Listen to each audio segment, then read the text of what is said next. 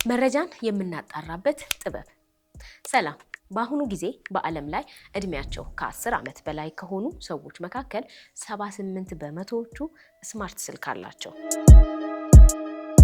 ይህ ማለት ምን ማለት መሰላችሁ?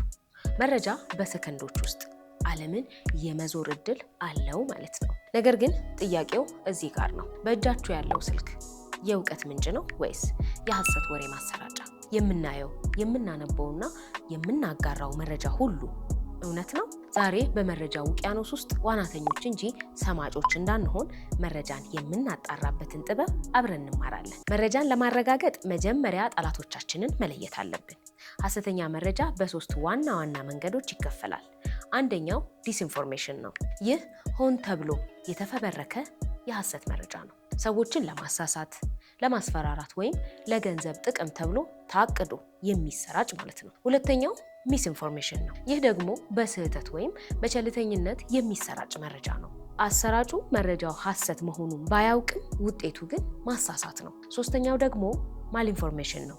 ይህ ደግሞ በጣም ተንኮለኛ ነው። መረጃው እውነት ሊሆን ይችላል፣ ነገር ግን ሰዎችን ለመጉዳት ወይም ግጭት ለመፍጠር ሲባል መረጃውን ከተሳሳተ አውድ ጋር ማቅረብ ማለት ነው። ማንኛውንም መረጃ ሼር ከማድረጋችሁ በፊት እነዚህን 6 ጥያቄዎች ራሳችሁን መጠየቅ ይገባችኋል። ምንጩ ማን ነው? መረጃው የመጣው ከታመነ ድረገጽ ነው ወይስ በዘፈቀደ ከተከፈተ ገጽ? ቀኑን ተመልከቱ። ብዙ ጊዜ አሮጌ ወይም የቆዩ ዜናዎች እንደ አዲስ ተደርገው ግጭት ለመቀስቀስ ይሰራጫሉ። ጸሐፊው ማን ነው? ግለሰቡ በጉዳዩ ላይ እውቀት አለው ወይስ ዝም ብሎ ተራ ወሬ ነው? ሌሎች ታዋቂ የሚዲያ ተቋማት ዘግበውታል? ማንም ያልዘገበው ሰበር ዜና ተብሎ የቀረበ ከሆነ ተጠንቀቁ። ቁጥሮቹን መርምሩ። የቀረቡት አሃዞች ምክንያታዊ ናቸው የሚለውን መፈተሽ ያስፈልጋል። መረጃው የተጋራው እውነት ለማሳወቅ ነው ወይስ እናንተን ለጥል ለማነሳሳት የሚሉ ናቸው። ባለሙያዎች አንድን መረጃ ለመገምገም 5 መለኪያዎችን ይጠቀማሉ። መረጃው ወቅቱን የጠበቀ ነው የሚለው የመጀመሪያው ጉዳይ ነው። ተገቢነት፣ መረጃው ከሚፈለገው ርዕስ ጋር ይገናኛል ወይ የሚለው ማየት አንዱ መለኪያ ነው። ባለቤትነት፣ የመረጃው ባለቤት ተአማኒነት አለው ወይ የሚለው ሶስተኛው ቁልፍ ጉዳይ ነው። ትክክለኛነት፣ መረጃው በማስረጃ የተደገፈ ነው ወይ የሚለውን መፈተሽም እንዲሁ ተገቢ ነው። 5ኛው ዓላማ ሲሆን መረጃው የተዘጋጀው ለምንድን ነው የሚለውን ምላሽ የሚሰጥ መሆን አለበት።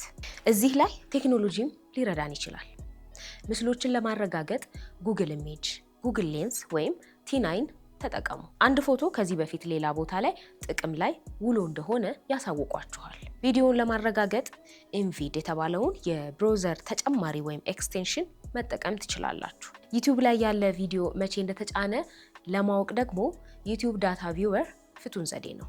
የሚዲያና የመረጃ እውቀት ማለት መረጃን መፈለግ ብቻ ሳይሆን በጥልቀት መገምገምና በኃላፊነት መጠቀም ማለት ነው። መረጃን ከማጋራቶ በፊት ቆም ብለው ያረጋግጡ። የእርስዎ ጥንቃቄ የሐሰት መረጃ ስርጭትን ይቀንሳል፣ የእርስዎንም ተአማኒነት ይጠብቃል። ይህንን መረጃ ለወዳጅ ዘመዶ ሼር ያድርጉት። ተጨማሪ የመረጃ ማጣሪያ ጥበቦችን ለማግኘት ገጾቻችንን ይወዳጁ።